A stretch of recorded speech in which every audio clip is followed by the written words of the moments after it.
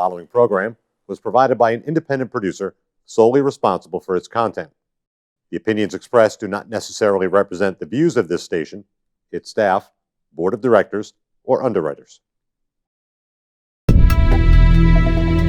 My name is Jasmine, and I am a recovering drug addict. My name is Richie Farrell, a.k.a. the Old White Junkie. And we are your hosts for Exit Team Nashua. Our mission is to bring recovery into the living room. Last year, over 72,000 Americans died of an accidental overdose. That's almost 200 Americans every single day. We will bring you guests with real-life experiences with addiction and recovery. Welcome to Exit Team Nashua. Welcome, everybody, to Exit Team Nashua. I'm your host this evening, Jessie. Jasmine got stuck at work, so you're stuck with me.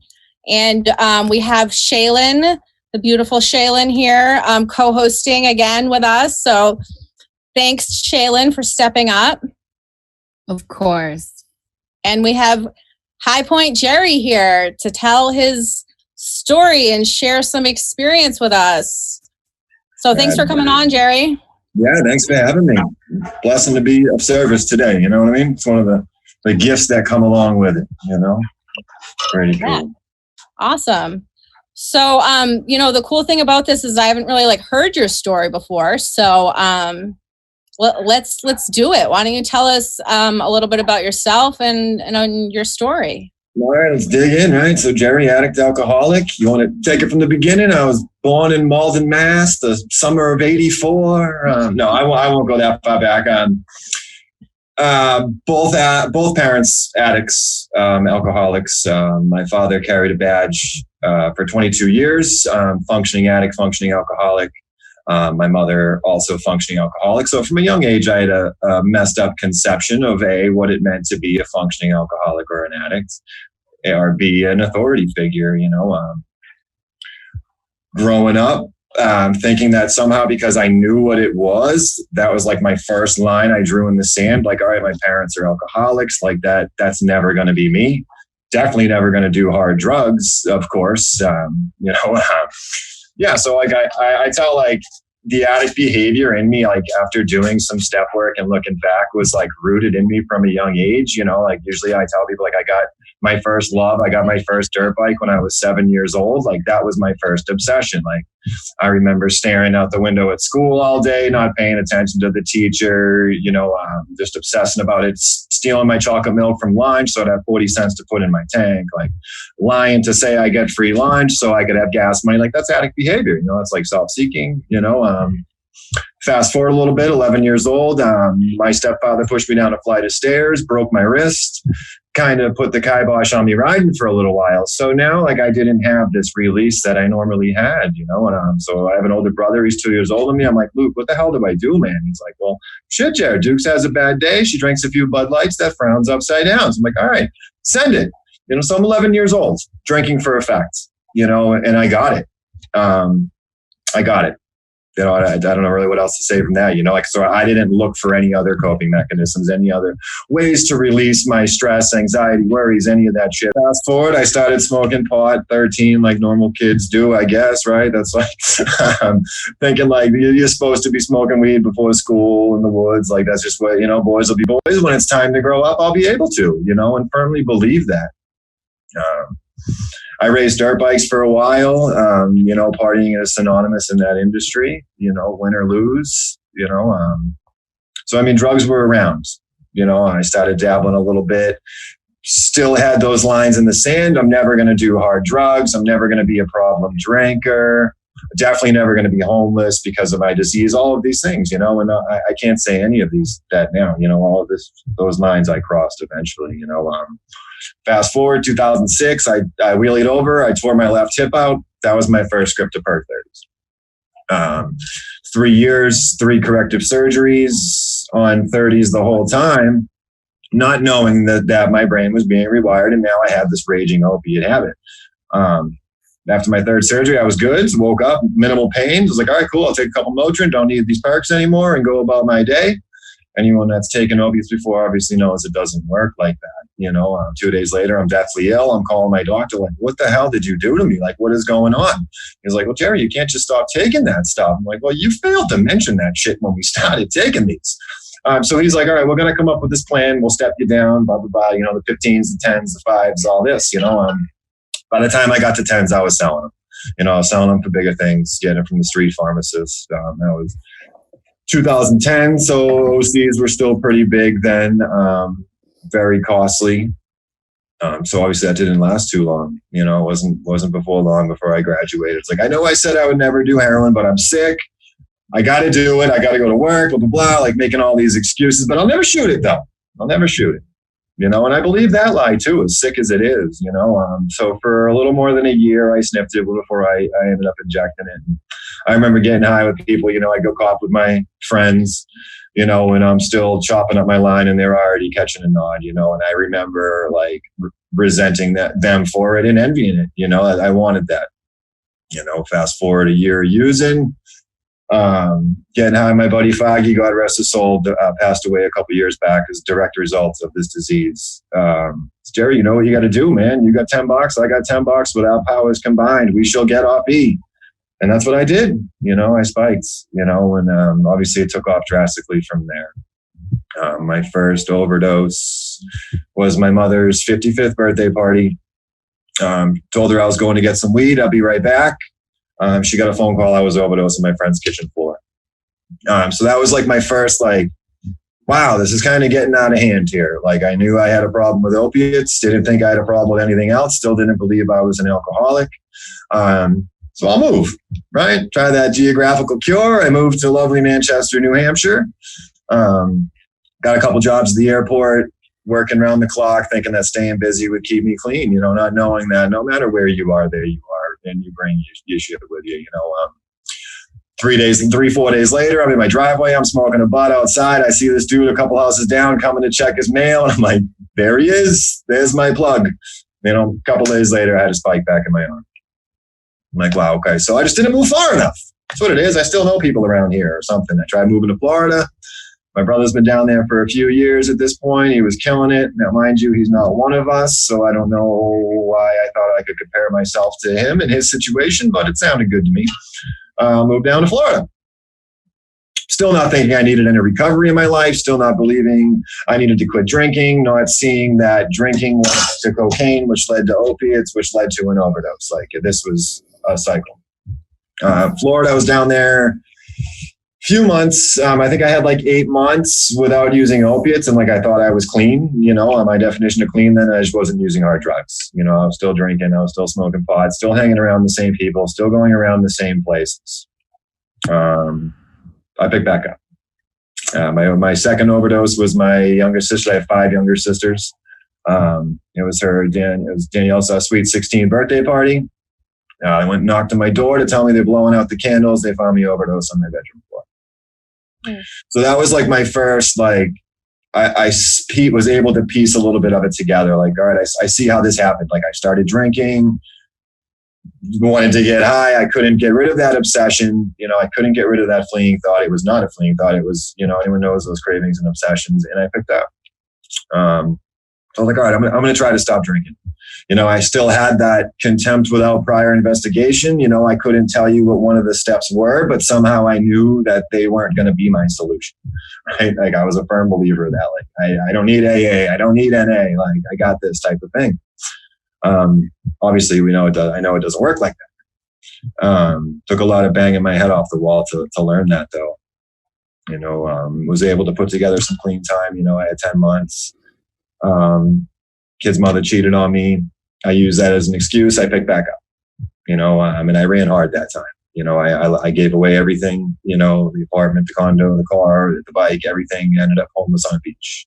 And literally telling myself, this isn't so bad. I'm on the beach. It's Florida. I work right here. I was blessed to still keep my job. I was a chef at a 5-star restaurant. I made decent money, so I was able to support my habit, and that's it. Nothing else. It got pretty bad. So I ended up contracting a disease. It's called Pseudomonas-induced osteomyelitis. It's a virus, actually. It's a flesh-eating bacteria. It lives in warm water. wonder how I got it. Took up residence in my hip. So I woke up one day, my hip was killing me. I called my mom back up here in Mass. I'm like, Mom, something's going on. My leg's killing me. She says, go to the emergency room. Right. Now, mind you, I had several months at this point without drinking or using opiates. I had legitimate pain. Right. And that's like sends off bells and whistles in my brain. Like, oh, pain, it's legit. Like I could definitely get a script for this. And it's not even like drug seeking behavior. Like it's got my name on the bottle. Like,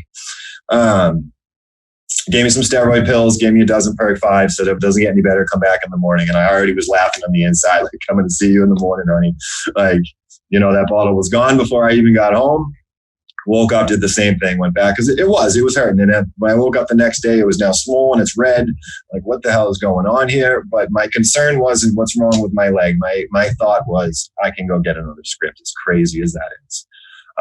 Went to the ER. This time they gave me a shot of steroids and Perk 10s. I sold those Perk 10s for a bag of heroin. I went on a little tear there for a couple of weeks. At the end of those 2 weeks, I was no longer able to walk. My right leg was double the size. My mom bought me a plane ticket, August 24th, 2016. I went into the hospital the 25th. I didn't come out till October 6th. So I was in the hospital for almost 6 weeks. They removed 40% of my femur. I was in Sinai Hospital in Stoughton, the PICC line in my arm, the bedpan, the whole nine. And I am truly grateful for that situation today, because I had a lot of time to think. You know, I had a lot of time to see the errors of my ways, see how I connected the dots that all of these things were happening because of me, not to me. They were a direct result of my use and my self-seeking behaviors. Still not thinking I needed to work a program of recovery though, right? I just need to stay abstinent, right? That's it. Thinking I'm a drug addict. If I abstain from my drugs, my problem should resolve. Wrong, right? Like, I know now I have a Jerry issue, right? I use drugs and alcohol to cope with my issue. So I got out of the hospital, you know, did my, they stepped me down. I had a home nurse and my pain meds and all that noise. 10 months and 3 days without a drink or a drug. My mom got married, hopefully for her third and final time. It's actually her 3-year anniversary today. Thought I could do the champagne toast. You know, I walked her down the aisle, did the champagne toast. That phenomenon of craving came back. You know, I wanted to get high. Thinking, how can I leave my mom's wedding in my tuxedo to go cop on Mass Ave and get back without anyone noticing? I didn't that day. You know, I just slammed a few beers, cut a little rug, you know, went about my night. But that thought, that obsession, that craving never went away. 3 days later, I scratched that itch. You know, I overdosed. You know, my 4-year-old niece found me overdose on the floor with a spike in my arm. I started volunteering at the detox I got sober at, just because I didn't know what else to do. I knew that I was very fearful of returning to work in a kitchen. That's what I had done for 15 years. I couldn't stay sober in a kitchen, at least not without a program of recovery. So I started volunteering here. Came every Tuesday, did solo groups. Wasn't really a commitment because I didn't know what a commitment was yet. I just basically told my story. When I got my 6-month chip, she hired me. The director loved my story. She loved the rapport I have with clients, my passion for helping others in recovery. And she took me on board. So became a recovery specialist at Brockton High Point, worked my way up, became a supervisor, was the lead RS for almost a year before becoming a clinician. So that's what I've been doing now on a CSS unit. And it's truly a blessing to be on the flip side of the coin. You know, and it's very humbling to see clients coming in. And, you know, I look at my basket tag. It's on my nightstand every night. I look at that before I say my prayers. It's kind of like a remember when, you know, with one bad decision, that's back where I'll be, you know, and I don't ever want to have to wear shower shoes to shower again. Like, I don't ever want to have to wait for, you know, fresh air. I don't want to have someone tell me when I can eat, when I can't, you know, when I can shower, when I can't. And, you know, so I stay working a program of recovery. You know, I try to, you know, I talk to my sponsor pretty much every day. I have a phenomenal relationship with my sponsor. We go through the book together. He helps me write my inventory, helps me with my turnarounds. You know, it's really cool to see the wheel full circle now. You know, I remember dipping my toes in AA and I did AA just because even when I started, I didn't even believe that I was an alcoholic. It wasn't even till I started doing some step work out of the big book that was solidified that I am in fact an alcoholic. And it doesn't matter how much I drink or how often I drink, that makes me an alcoholic. It's what I do when I drink.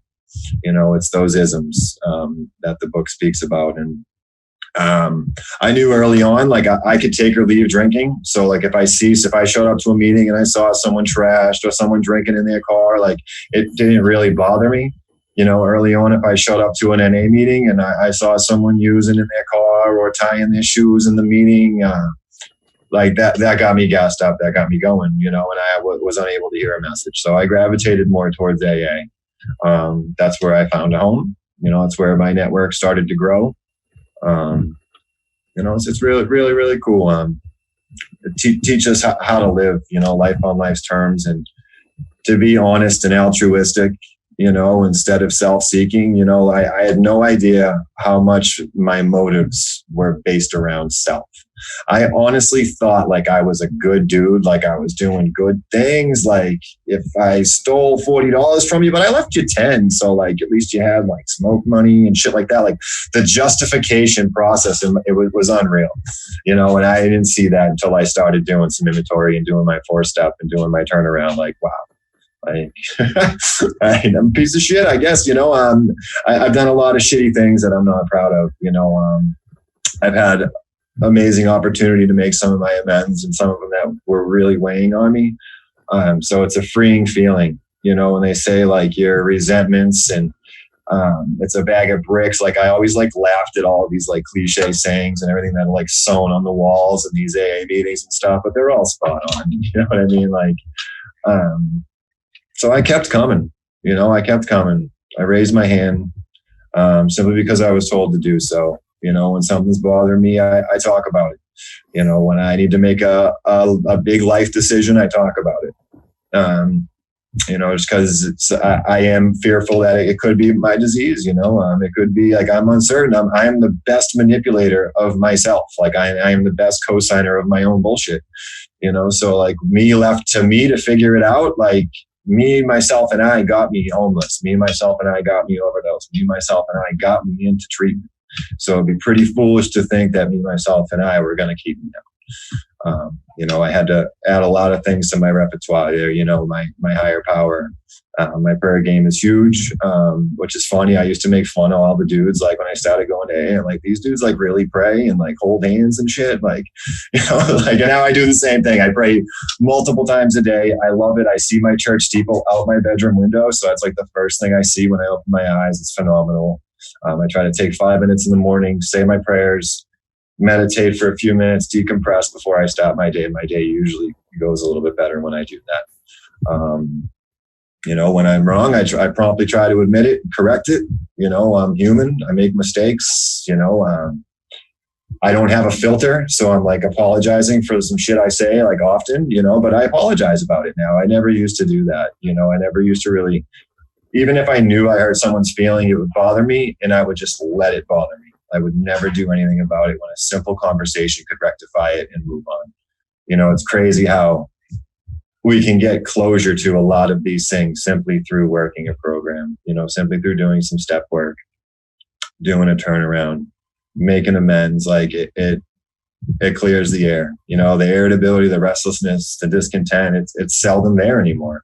Anyone that knew me when I was using, like my leg was always vibrating. Like I couldn't sit still. Even when I'm laying, my mother used to joke, like, your foot vibrates in your sleep, Jerry. I'm a pretty still dude for the most part now. It's crazy. Like I never saw like that possible without like, some Vyvanse in my face or, a fat blunt, something. Like it's unbelievable, to have peace and serenity without a drink or a drug. It's an amazing thing. I left something out. One of my best things that I did was I was on the clinic for like 16 months. I have chronic pain issues. I have 5 hip surgeries, 3 on my left, 2 on my right. I've broken 23 bones. So like early on, not knowing how to deal with cravings, not knowing how to manage my pain, that was the suggestion that I took, and I didn't abuse it. When it was time to come off, I gradually stepped down, and that's what I did. I still continue to see my outpatient counselor over there, because I don't want to stop doing the things that help get me to where I am, you know, because as soon as I stop doing that, that's when I start going backwards. And that's not a sacrifice I'm willing to take today, you know? So if it takes going to meetings for the rest of my life, it takes staying connected. It takes talking to my sponsor every day. It takes writing inventory when I get home. Like, I'm okay with it. You know, the juice is worth the squeeze for me. You know, if that's going to increase my chances of not having to sleep under a bridge tomorrow, like, sign me up. Like, I'm about it. You know, was blessed to be able to go to a real meeting last night. That's my first meeting I've been to in person since this whole Corona season shit happened. It was phenomenal. You know, it feels really good to get back to the basics. You know. So you're a success story from the methadone clinic? From the clinic, yeah, it's crazy. As my clinician said, she's like, Jerry, you're like an effing unicorn. Like, it never happens. Like, you know, I came. Your dose? I went up to 50. Okay, that's not so bad. So yeah, when I got my 1 year, that's when I started coming down. I came down a milligram a week, you know, and they fucked up. I walked off at 7. They told me it was my last dose, and it wasn't. I was still on 7 megs. So like, my anxiety was through the roof for a few days, but that's all it was. Like, it was all psychosomatic. Like, I physically felt fine. Like, I had a little runny nose for a few days. Like, it was nothing serious, you know. Really? It's really cool. Yeah, it's really cool how it works out, you know. Yeah, because I didn't hear that. Like, everyone told me, like, oh, don't get on the clinic. I know people that have been on the clinic for years and blah, blah, blah. And obviously, like, I'm pro maintenance, which, like, I get in debates with that all the time at my work. You know, some people are not, you know, like, I think it's progress, not perfection. Like, honestly, obviously, I believe total abstinence should always be the end result. But who's to say how you get there? You know, there's no need to rush it, you know. Did you find like people, you know, I mean, not that it matters, but like, was there people in the program that would give you a hard time about that? Like, oh, of course, yeah, especially in AA. Yeah. You know, AA didn't even like that I talked about any of my drug history, you know, let alone being on MAT. You know, a lot of people tell me, if you're not sober, like, and the way I worked it out with my sponsor, and my sponsor told me, is like, you're not trying, like, it's not their sobriety. My definition of my sobriety is my definition of my sobriety. Mm-hmm. You know what I mean? So like, if you don't think I'm clean and sober, like, I'm sorry, that sucks for you. Like, you know what I mean? Like, I know what I do. I know what I don't do. And I don't have a problem falling asleep for the most part. You know, so like, I believe it's progress, not perfection. You know, maintenance saved my life. I'm a firm believer, in conjunction with other things. You know, like, I've heard horrible stories. People think that they're just going to get on the clinic and it's going to be the saving grace. And obviously they find out the hard way that it takes a little bit more than that. You know, it takes, you know, the clinic, it takes step work, it takes fellowship, it takes networking, it takes, you know, therapy, what have you. You know, there's no cookie cutter way to get sober. You know, but I followed a route that's been keeping millions of people sober since 1935. So like, and it's funny, like, I actually joined the fellowship, like, to prove it wrong. To say like, all right, I did it. What else you got? Like, it didn't work. Guess I'm meant to be like a drug addict, an on and off addict for the rest of my life. Like, and that wasn't the case. Like, I'm yet to have that experience. Like, and, you know, nor do I want to give AA or NA the finger anymore. You know, like, I truly love going to meetings, which I never thought I'd hear myself saying that either. Like, I do. Like, I love going to meetings, most of them. You know, not all meetings are the same. You know, if anyone that's going to meetings, they don't like them, you go into the wrong meeting. You know, there's a group of people, there's a meeting for everyone. You know, go where you click, I guess. You know, go where you relate. Find someone you relate to, hop on their coattail. That's pretty much what I did, you know. Yeah. Keep it rocking, dude. That's awesome. Me and Shaylin are involved in a young people's meeting, AA meeting in our town, and we say right in the beginning of the literature, like, we welcome and encourage talking about struggling with drug use, just the same as we do alcohol use, because of all the young people or everybody, you know what I mean? Like, drugs are just so rampant these days, and like, people are dying, you know? And I think that, like, that's really key. That's awesome part of your story, you know, like, keep telling that, because there's people out there that need to hear that they're not the only ones that are on the clinic, and that, like, you really can come off of it, and that it does work if you want to, you know, change, you can. So we're getting down to time, but Jerry, why don't you tell our viewers how they can contact you if they need to find you, and if there's anything you want to say to give people hope? So now's the time. my email, hardcorerecovery123@gmail. There's the Frogman Recovery Show. You can get me on Facebook there. Yeah, that's pretty much it. I mean, and yeah, anything for hope. It just keep coming. It works. Give yourself a chance. Give yourself a chance. And I'm a member of a young people's meeting too. And that's the funny. Like I remember when I was younger, like I didn't think I was an alcoholic. So it's cool that you guys support that you're able to talk about, drug addiction, because chances are a lot of people don't even know that they're an alcoholic yet. Yeah. Awesome. Well, thanks for coming on and sharing, Jerry. And thank you, Shaylin, for coming and helping out tonight. Thanks, everyone, coming and listening and watching. And we will see you guys next time. Have a great night.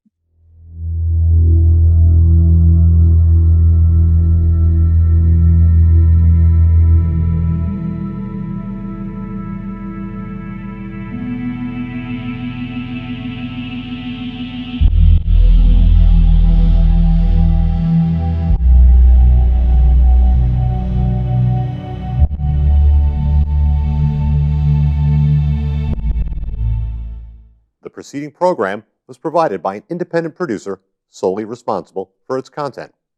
The opinions expressed do not necessarily represent the views of this station, its staff, board of directors, or underwriters.